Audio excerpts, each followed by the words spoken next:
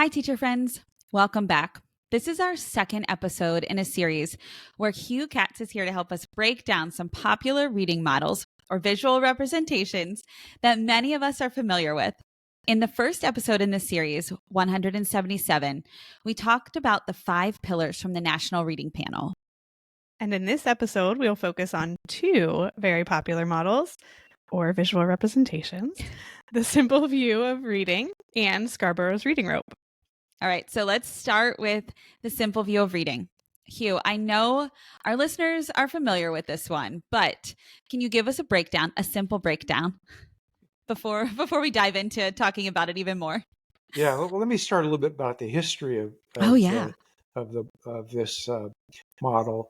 I found out about the model really early on and really liked it. So I was an early adopter of the simple view of reading. It was proposed back in the late 80s, actually mid 80s, 1986 by Phil Goff and his doctoral student at the time, Bill Tunmer. And then a couple years later, Wes Hoover, which was another doctoral student at the time, wrote a paper. And they were working within the height of whole language era. Yeah. And they were particularly interested in word reading and the importance of word reading instruction in teaching kids to read.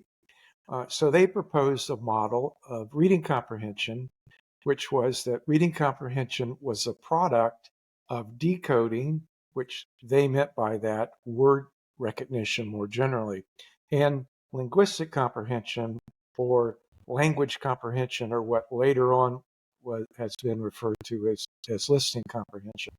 And it was the product rather than the addition, because if you didn't have an ability in one area, it led to no ability in reading comprehension. So if you couldn't read words at all, you didn't have comprehension.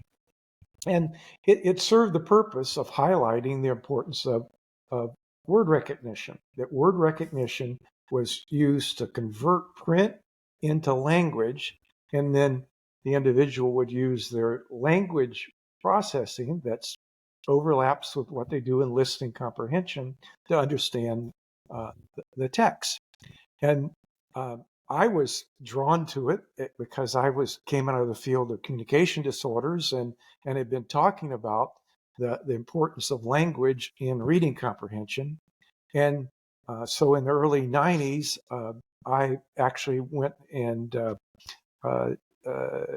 did a sabbatical in New Zealand, where Bill Tunmer had taken a job there, and we spent some time talking about about language and its role in reading comprehension. Sounds lovely. I know. He was quite the outdoorsman, so we did a bit of hiking. They call it tramping out there. We actually climbed the volcano.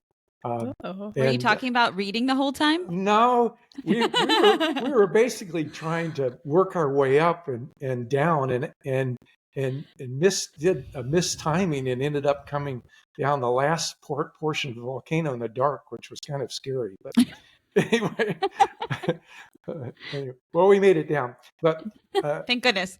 Yeah, I came back to the States and did a number of studies in using the simple view and looking at the contributions of word reading and language comprehension to reading comprehension. And what we found was what you might expect, that in the early grades, most of the variability in how well kids understood what they read was dependent upon how well they recognized words. Right? But over the early grades, second, third grade, what we started to see was language comprehension abilities started to explain unique variance in reading, the individual differences in kids' language comprehension abilities accounted for more of the variance in reading comprehension. We also did some studies looking at groups of readers who had problems in one area and not both areas. So we would find a group of children who had problems in word reading, but not language comprehension. And we would refer to those kids as having dyslexia, right? So that's Right. kind of the traditional notion of dyslexia is specific problems in word reading, where the other group of kids that have problems in language comprehension, but not in word reading, were referred to as poor comprehenders or children with specific comprehension deficit. And we and others have looked at what might underlie those difficulties. And coming from a language background, we focused on their language ability and looked at their vocabulary, grammar, discourse, and found that indeed they had problems in those areas. One thing we missed at the time was that their problem in language was rather moderate compared to their difficulties in reading comprehension. Right? And I'll talk about it in a minute, is more involved in comprehension than language comprehension, if you will. I'll come back to that in a minute. Okay. Right? And then there were dozens, if not more than 100 studies in the 10 years, in the early part of 2000s, looking at this simple view. Right, and so it's got a long tradition within research and in helping us better understand reading. Is there anything that you think our listeners should be aware of with this model? I mean, it's very, very simple. So that's one thing. And I think that's the intent of it, right? I mean, that's to really simplify it and break it down to like the most simple components. I mean, I appreciate it. I also think it's not the be all end all, but I don't think it was meant to be. Yeah. Yeah. So Often I'm just wondering. get asked, is a simple view too simple? Well, actually, it's not for its purpose, its original purpose. So its original purpose, as I said before, was to highlight the importance of word reading. And that's what Goff and Tunmer and Wes Hoover had in mind. Right? But what happened, the researchers looked at individual aspects of word reading and of language comprehension in the research that was done and in the models that came out of that.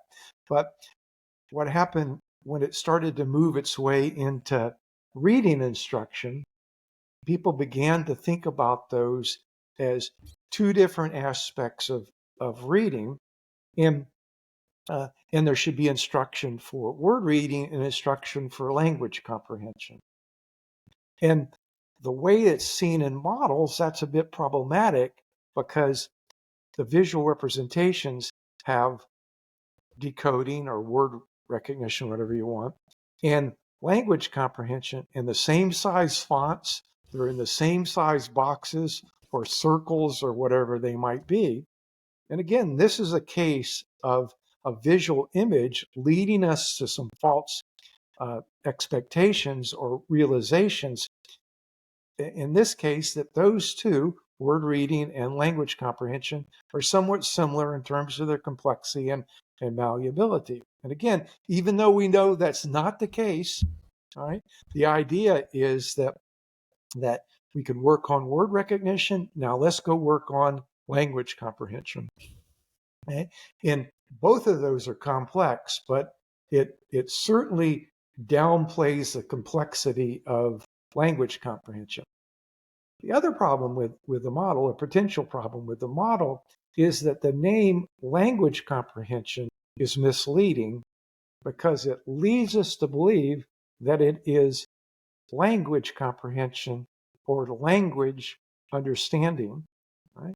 And as I said, the study that we did earlier showed that, yes, these kids had language problems, but they didn't have near the degree of language difficulty that they had with their reading comprehension.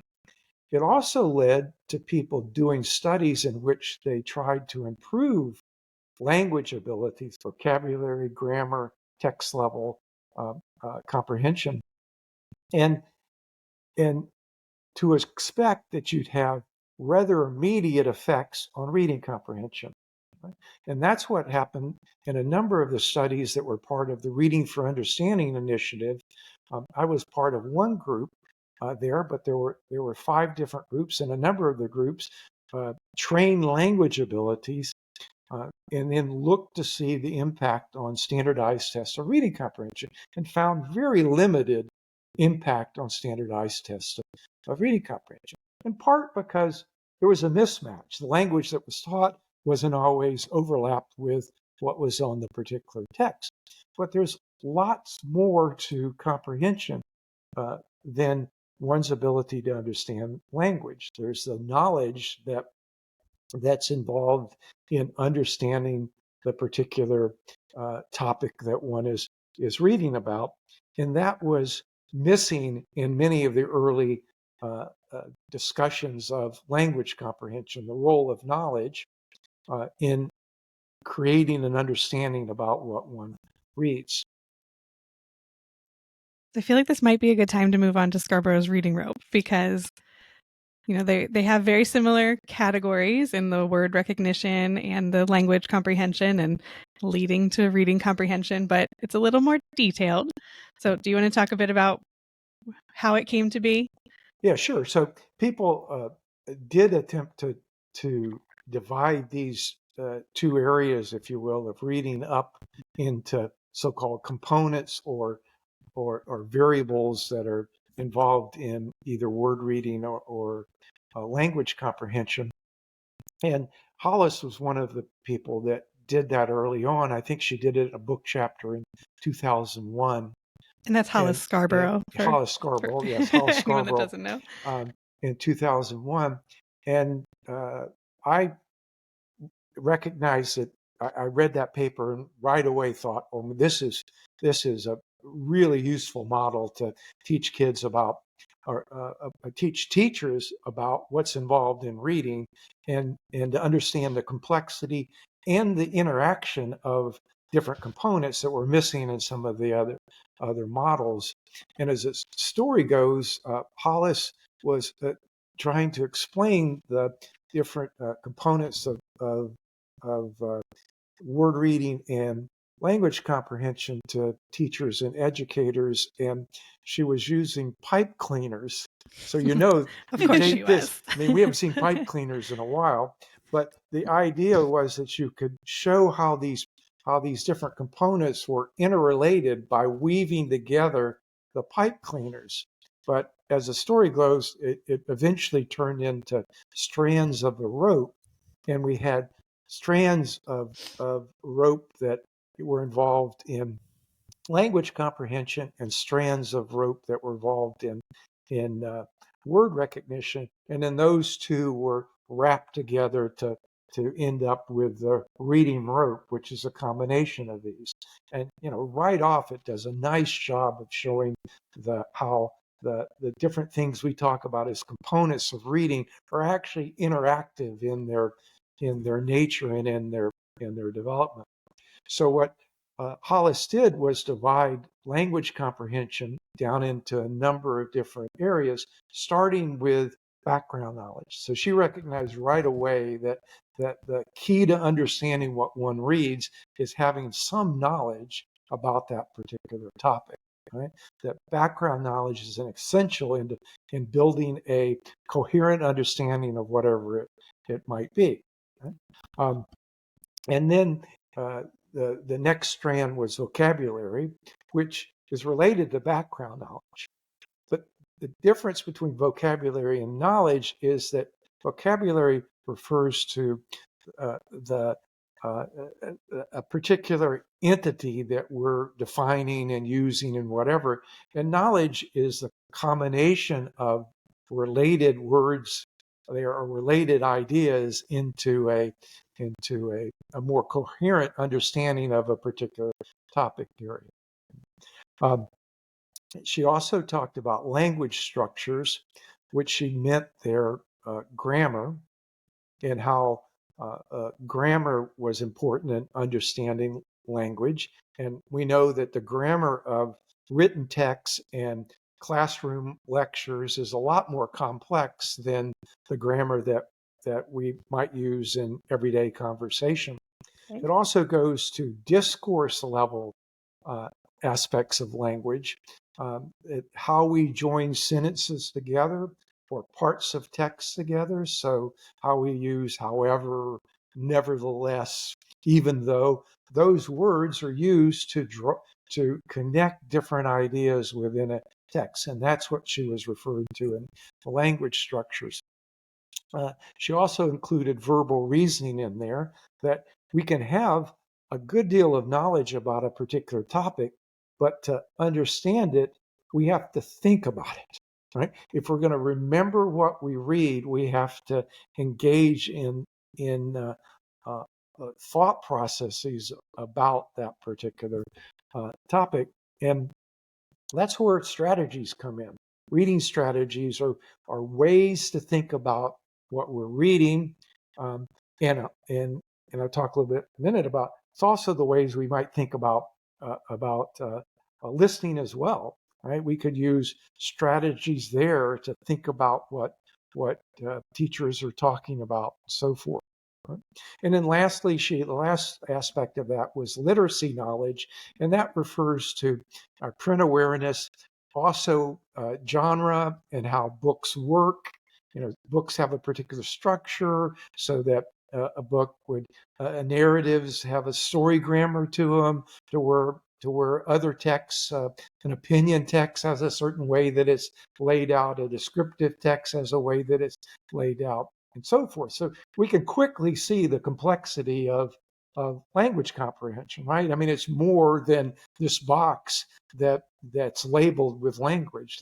That it's a very complex cognitive activity to understand what you read, even when you've already turned it into language through the word recognition module, if you will.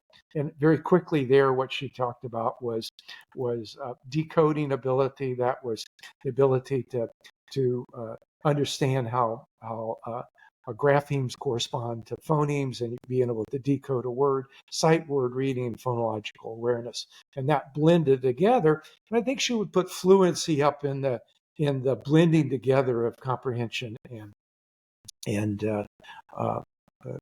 language comprehension and word reading. Quick question for you, Hugh. When you mentioned the students who were struggling with language comprehension, but they even their language comprehension was not as bad as the reading comprehension. They struggled more with the reading comprehension. Is it because of these things that you just talked about? Yeah, it's more complex than. I wouldn't say the language comprehension, because what we thought was language comprehension meant language understanding, vocabulary, grammar, like some aspects of discourse. So we tested those very specifically. Right? Gotcha. We didn't test, for example, listening comprehension. So you read a text, and kids we measure their ability to understand that text, if you will. Those kids would probably have trouble with that as well, because that also involves knowledge about a topic, the ability to understand how the text that you're reading goes together, and so forth. So it's more to do with measuring the knowledge that's in those passages, the verbal reasoning that one engages in using language to understand text. Right. So that was what was missing in our study. The kids did have language problems, but they were rather moderate compared to much more severe reading difficulties. Makes sense. Well, is there anything? I mean, the rope sounds great. That he went into so much more detail. Yeah, I like it as a visual representation for highlighting the aspects that are involved in reading, but again recognizing that these things are best taught in a way that they seen as interacting, so that language comprehension is taught within a particular purpose and a particular topic for an extended period of time. And that's what the new content-rich literacy programs do, is they teach kids about how to form coherent understandings of text that build on each other over time. And frankly, we could use some of these same principles within listening comprehension, right? Teaching kids how to best extract and understand information from teacher discussions that take place in classrooms, right? How do you take notes? How do you check your comprehension? Are you monitoring your comprehension? What do you do if you don't understand? So forth. And I always thought it was interesting that we wouldn't think about this with listening comprehension, but with reading comprehension, that's all we thought about to a certain extent was the strategies that we might use to where both share the same principles or the same purpose, let's say, of understanding the text, or in the case of literature, appreciating the story or whatever it might be. Was there anything about the word recognition side of the reading rope that you wanted to point out? No, I mean, I think I covered that in others components that I've talked about, or other models that I've talked about. But I could say again here that we would think about that in an interactive fashion, that we're not going to teach. I would point out that there's this idea that we'd have to teach phonological awareness up to some level of expertise before we can teach about the alphabetic principle. Right? And that's not the case, because what we're doing with the phonological awareness is having kids appreciate the sound structure of language to the level at which they can learn how the alphabetic principle works, that the letters of the alphabet correspond to the sounds within the language. Much of what you and I know about phonological awareness are actually the result of reading, not what we knew prior to reading. Reading actually has a huge impact on our thinking about print. We see print as segmental, right?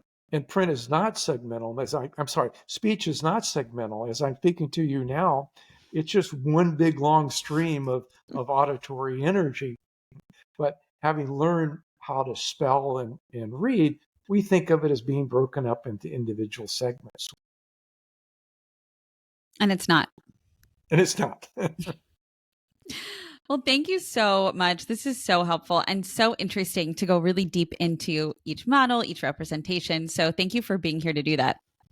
Yeah, thanks. Thanks for giving me the opportunity. Nice talking with you guys. Yes. And in our next episode, Hugh's back one more time to share with us a model focused on comprehension. So we can't wait to keep learning with you.